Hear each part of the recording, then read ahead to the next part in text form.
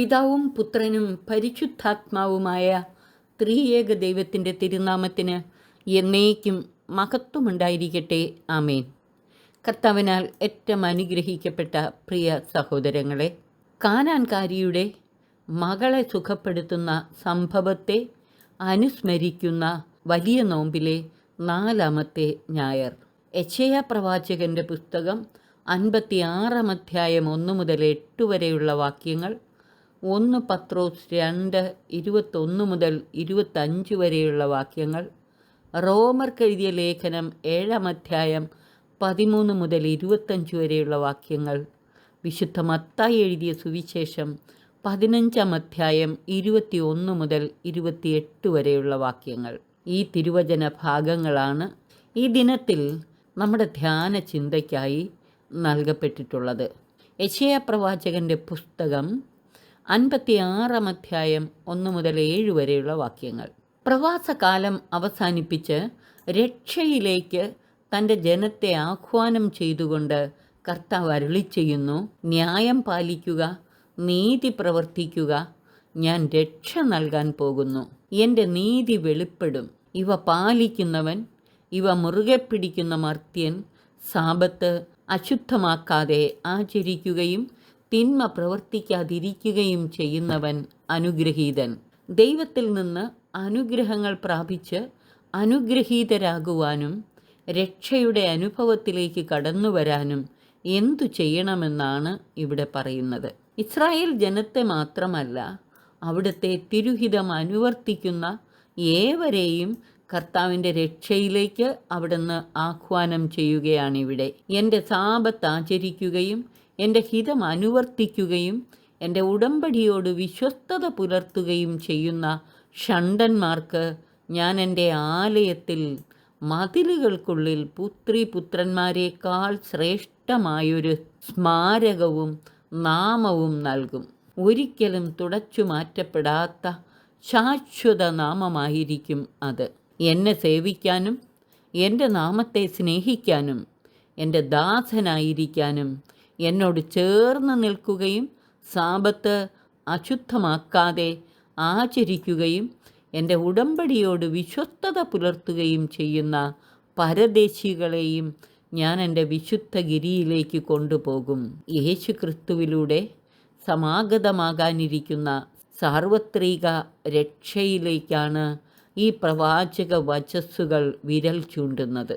1 പത്രോസ് 2-ാം അധ്യായം 21 മുതൽ 25 വരെയുള്ള വാക്യങ്ങൾ. ക്രിസ്തുവിനെ അനുകരിക്കാനുള്ള ക്രൈസ്തവൻ്റെ വിളിയെക്കുറിച്ചാണ് ഈ തിരുവചനത്തിൻ്റെ ആദ്യ ഭാഗത്ത് ശ്ലീഹ പറയുന്നത്. ഇതിനായിട്ടാണ് നിങ്ങൾ വിളിക്കപ്പെട്ടിരിക്കുന്നത്. എന്തെന്നാൽ ക്രിസ്തു നിങ്ങൾക്ക് വേണ്ടി സഹിക്കുകയും നിങ്ങൾ അനുകരിക്കുന്നതിനു വേണ്ടി നിങ്ങൾക്ക് മാതൃക നൽകുകയും ചെയ്തിരിക്കുന്നു.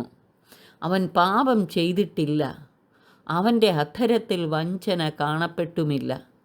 നിന്ദിക്കപ്പെട്ടപ്പോൾ അവൻ പകരം നിന്ദിച്ചില്ല, പീഡനമേറ്റപ്പോൾ അവൻ ഭീഷണിപ്പെടുത്തിയില്ല.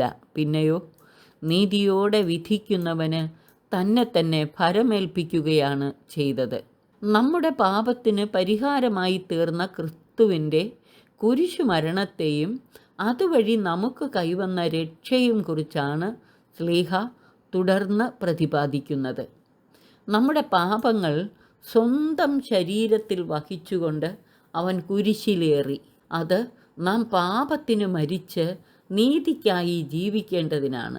അവൻ്റെ മുറിവിനാൽ നിങ്ങൾ സൗഖ്യമുള്ളവരാക്കപ്പെട്ടിരിക്കുന്നു.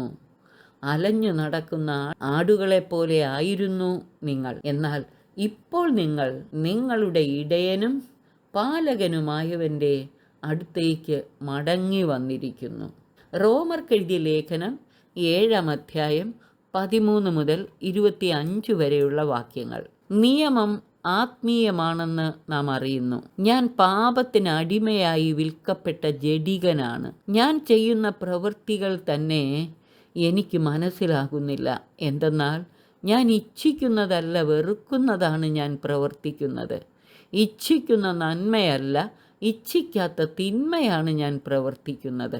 ഞാൻ ഇച്ഛിക്കാത്തത് ഞാൻ ചെയ്യുന്നുവെങ്കിൽ അത് ചെയ്യുന്നത് ഒരിക്കലും ഞാനല്ല, എന്നിൽ വസിക്കുന്ന പാപമാണ്. അങ്ങനെ നന്മ ചെയ്യാൻ ആഗ്രഹിക്കുന്ന എന്നിൽ തന്നെ തിന്മയുണ്ട് എന്നൊരു തത്വം ഞാൻ കാണുന്നു.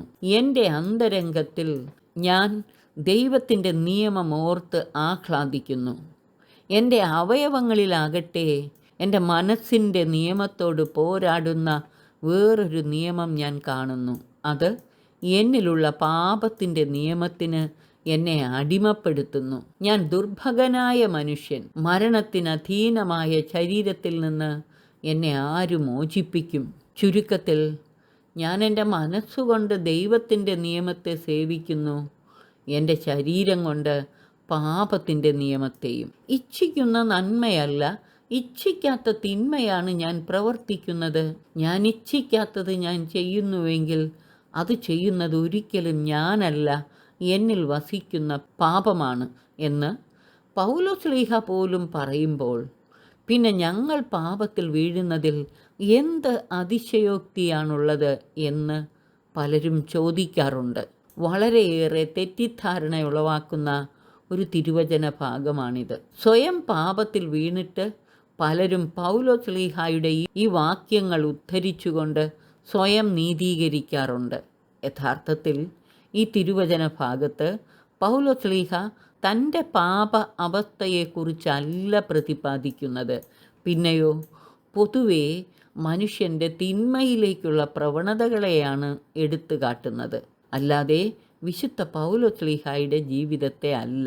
വിശുദ്ധ മത്തായി എഴുതിയ സുവിശേഷം 15-ാം അധ്യായം 21 മുതൽ 28 വരെയുള്ള വാക്യങ്ങൾ. ദൈവരാജ്യത്തിൻ്റെ സുവിശേഷത്തെക്കുറിച്ചുള്ള പ്രബോധനങ്ങൾ യേശു തൻ്റെ വാക്കിലൂടെയും പ്രവൃത്തിയിലൂടെയും അത്ഭുതങ്ങളിലൂടെയും അടയാളങ്ങളിലൂടെയും പകർന്നു നൽകിക്കൊണ്ട് ടയർ, സീദോൻ എന്നീ പ്രദേശങ്ങളിലെത്തിയപ്പോൾ ആ പ്രദേശത്ത് നിന്ന് ഒരു കാനാൻകാരി വന്ന് കരഞ്ഞപേക്ഷിച്ചു, കർത്താവേ, ദാവീദിൻ്റെ പുത്ര, എന്നിൽ കനിയണമേ, എൻ്റെ മകളെ പിശാച് ക്രൂരമായി ബാധിച്ചിരിക്കുന്നു.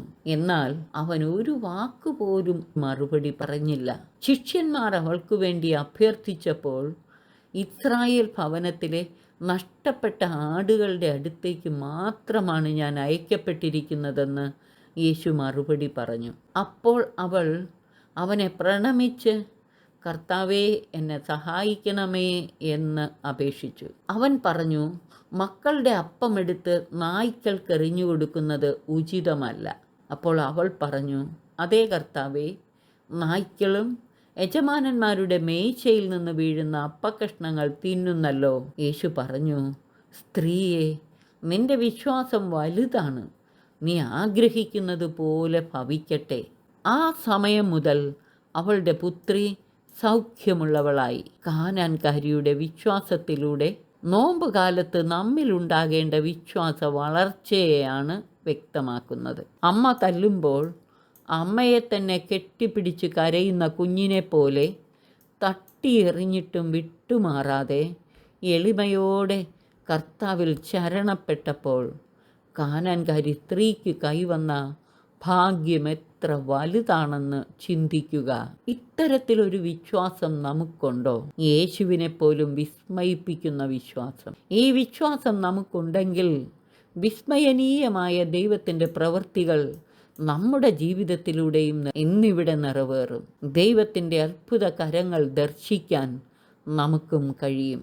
ഈ ദിനത്തിലെ വചന സന്ദേശങ്ങൾ ഹൃദയത്തിൽ സംഗ്രഹിച്ച് തൃപ്പാദത്തിലിരുന്ന് നമുക്ക് ധ്യാനിക്കാം. കർത്താവേ, നീതി പാലിച്ച് തിരുഹിതം അനുവർത്തിക്കുകയും ഉടമ്പടിയോട് വിശ്വസ്തത പുലർത്തുകയും ചെയ്യുന്ന അങ്ങയുടെ വിശ്വസ്തദാസരായി അങ്ങയെ അനുകരിച്ച് ജീവിച്ച് അനുഗ്രഹീതരാകാൻ ഞങ്ങളെ സഹായിക്കണമേ. കാനാൻകാരി സ്ത്രീയുടേതുപോലുള്ള പ്രശംസനീയമായ വിശ്വാസത്തിൻ്റെ ഉടമകളായി അങ്ങയുടെ അത്ഭുതകരമായ ഇടപെടലിനു വേണ്ടി പ്രാർത്ഥിച്ച് കാത്തിരിക്കാനും ഞങ്ങളെ സഹായിച്ചനുഗ്രഹിച്ചാലും. പിതാവിനും പുത്രനും പരിശുദ്ധാത്മാവിനും സ്തുതി, ആദിമുതൽ എന്നേക്കും. ആമേൻ.